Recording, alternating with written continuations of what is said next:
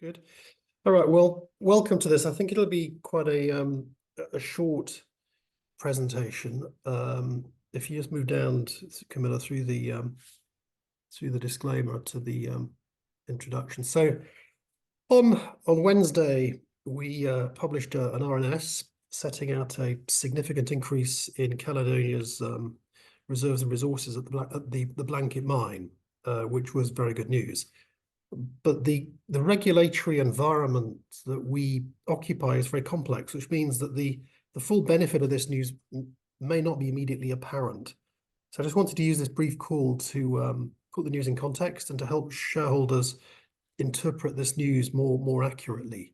I'm joined today by Craig Harvey, who is our Vice President Technical Services. He's based in Johannesburg, who was responsible for preparing this resource information.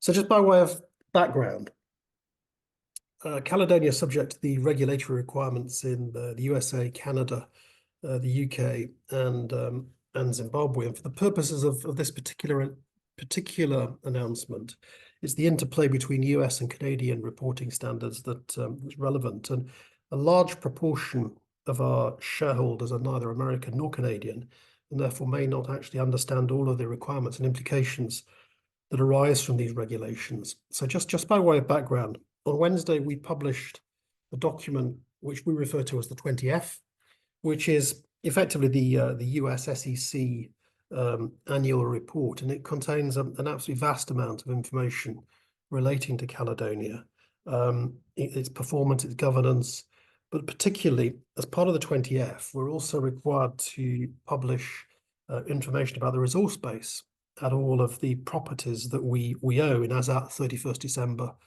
2023. So that includes Blanket, it includes Bilboes, which we acquired in January 2023. So this will be our first disclosure relating to Bilboes as an owned vehicle. And we would have been obliged to put something about Marley Green, but because nothing's happened at Marley Green in the course of 2023, nothing's changed, and therefore there's no need to put out any further information on that. Now, the information we publish about our properties must satisfy the requirements of the USA and Canada, and they're quite divergent. They don't sort of dovetail at all neatly. So under the US regulations, mineral resources are shown excluding mineral reserves, where in Canada they're shown including mineral reserves. Under US regulations, mineral reserves and resources are shown on an attributable basis, so we own 64% of Blanket, whereas under Canadian rules they're shown on a 100% basis. But most importantly, for interpreting this information, we've got to understand that we are not allowed to add together measured and indicated information on the one hand and inferred on the other hand, so we show both those two categories separately. Now that's not too difficult when it just comes to looking at the overall resource endowment. It's quite simple to add together M&I ounces and inferred ounces and get to the right answer. But it's a serious impediment to showing investors an accurate picture of the future economic value of Blanket, in that we can't show a production profile which shows for a particular year, typically say 2024, the production that arises from measured and indicated and the production that arises from inferred. We'll come back to that in more detail later, but that in particular is the primary thing that I want shareholders to understand. Also, let's touch on Bilboes. The 20F requires us to publish a resource statement for Bilboes. Our work to assess the Bilboes project is not yet complete in the form which reflecting the work that we've done to date. So, and I expect our work to be in a form that can be published hopefully by the end of this month, by the end of May. So let's be clear, by way of background, we bought Bilboes as a large sulfide resource with a very small oxide resource on the side. We bought it for the sulfides, not the oxides. For the purposes of the 20F disclosure that we just published, we've updated the technical work that was prepared by the vendors, and we've updated that to reflect the depletion of the oxide resource that arose from our brief sally into oxide mining, and to reflect the effect of the controlled drilling we did on the remainder of the oxides. And that's resulted, as set out on this page here, in a small drop in the resource base by about 3% on resources, 5% on reserves, and that relate to the oxides. There's been absolutely no change at all in respect to the sulfides. But I'd encourage you to just sort of pause before you delve into the 200 odd page report in respect of bilboes, because that will be superseded in very short order by another document which is currently being prepared, which reflects the work that we've done over the intervening period. Okay, so can we just move on? So that's the background. Can we just move on to the summary?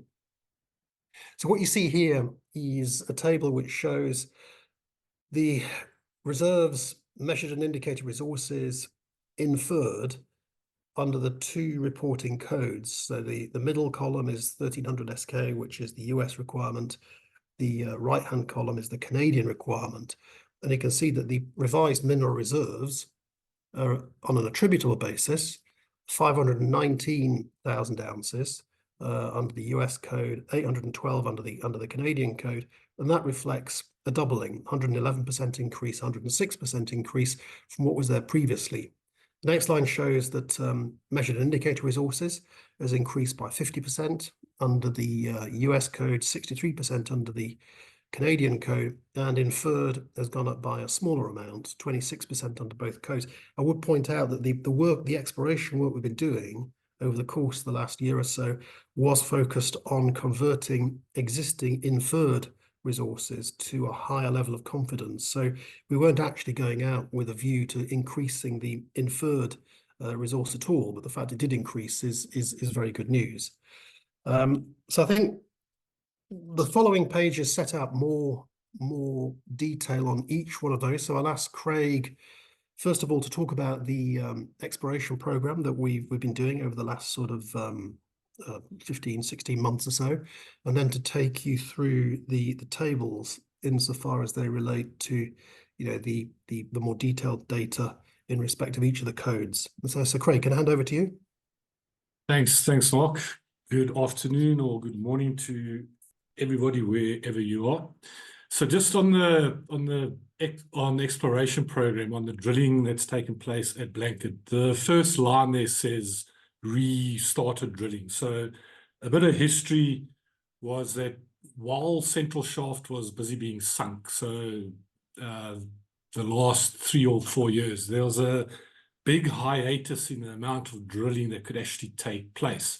And this was simply due to the impact of the shaft sinking activities. So the last 18 months has seen an uptick in the deep drilling, which we refer to as the deep drilling program. There were just over 13,000 meters drilled from approximately 45, 50 drill holes. We've published those results on our website, on those dates that you can see there in July and January. At the same time, our run-of-mine drilling has also picked up. Our underground development has picked up. So all of the conversions or all of the upticks in the mineral resources and mineral reserves that you see is predominantly from the deep hole exploration drilling. A lot of it, well, a fair portion of it is from run-of-mine drilling and our improved development rates that we're actually getting. The drilling has focused mainly on the Eroica and the Blanket ore bodies, and the Blanket ore bodies is the basal quartz reef. It's the Blanket 1 through to 6 ore bodies as well. And these have been focused on the areas, if I talk in terms of levels, it's from about 26 level down to 34 level. 34 level is the 1110 meters below surface. That is the deepest access directly to Central Shaft. So we're currently developing on 34 level. We're about halfway to Eroica at the moment. Below 34 level, only on the Blanket side, there's a decline going down to 38 level. So all of these resources that we have drilled now on this deep drilling is really everything that is currently in our infrastructure plans. it's, as I say, we're on 34 level, developing to Eroica. On the decline, we're just about to hit 36 level. So all of the resources that are reported here are obtainable with our current shaft and mine infrastructure.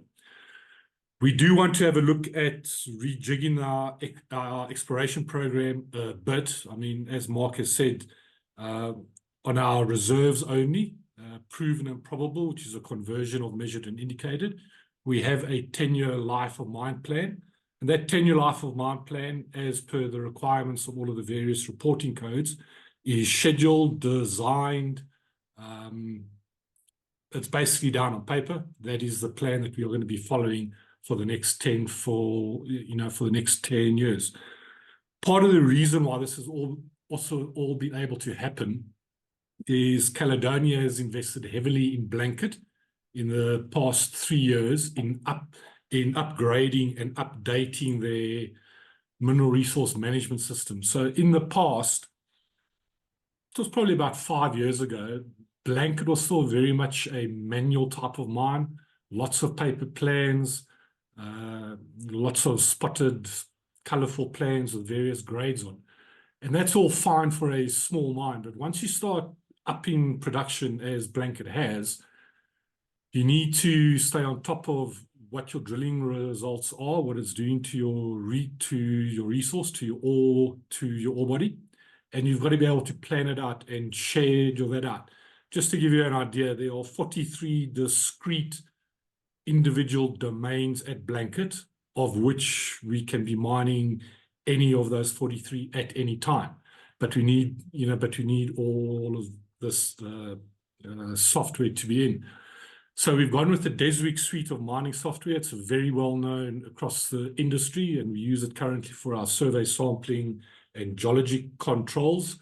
We're using Datamine Studio. We've just implemented at the beginning of the year, or halfway through last year, for our mineral resource estimation. And the budget was approximately $3 million. We're about $2.1 million in actual spend into this process at the moment. There's been lots of training that's been taking place because the intention is to have it on mine. The people on mine are trained on it. The people that know the ore body the best are the geologists on mine. It's not me. And so we need to give them those skills. So if we can move on to the next one. Just to interrupt, one of the other advantages of the introduction of the software that Craig's mentioned is that it allows us to be much more nimble, much more fleet of foot when it comes to adjusting our either mine planning or our capital development to take as life continues and we get sort of a better understanding of what's underground. It has in a couple of occasions allowed us to very quickly reconfigure our capital plans to make it more effective and cheaper. So it just gives us much more day-to-day flexibility. Sorry to interrupt, carry on. No, 100% more. So on this table, I mean, there's lots of numbers. This is the SK classification. So this is for reporting on the SEC or in the USA. And we can basically see there that our grade on our measured has gone up by about 20%. I've got a bit more detail on that. So, our ounces have gone up by 75. The tonnage has gone up by about 40, and the grade has gone up by about 20. On the indicated side, remember that this is now 64% attributable. It's exclusive of mineral reserves and so forth. But in general, tons are up and grade is up. That all feeds into everything. You'll see on the inferred, we're slightly down on the tonnage, and the grade has gone up. The drilling that we did, the last holes, the deepest holes that we've got, I mean, the grades are really good, and that has helped to kick up the inferred grades. If you can go on to the next one.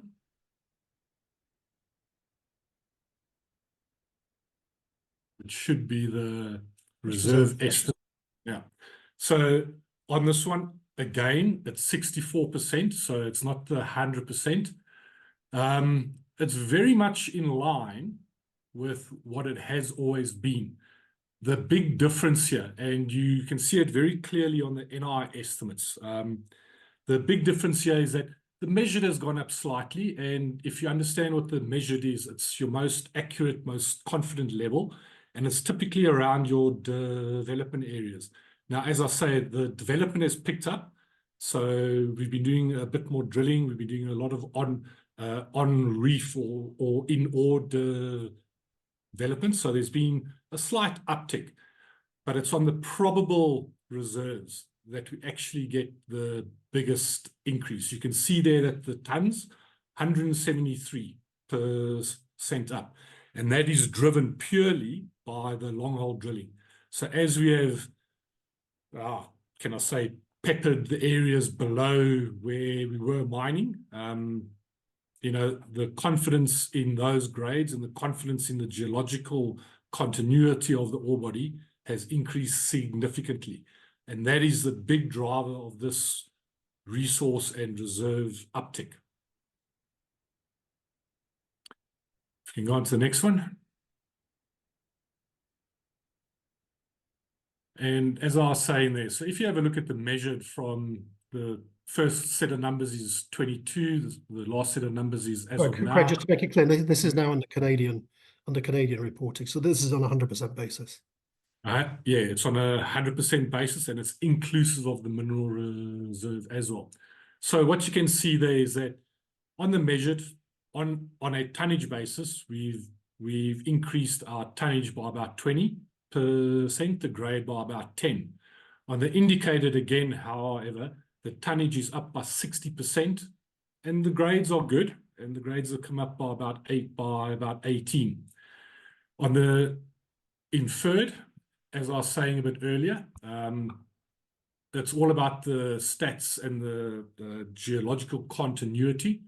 So the inferred tonnage has gone down slightly, and that is also now because we're not including anything below 34 level on a Eroica side, and we do have drill holes that are below that. But the big uptick, and it's evidenced in all of the drilling results that we've put out, is almost a 30% increase in grade. And it's not, you know, it's not overboard. It was about 2.9. It's now about 3.7. And it's born out of the facts of the drilling that we've done.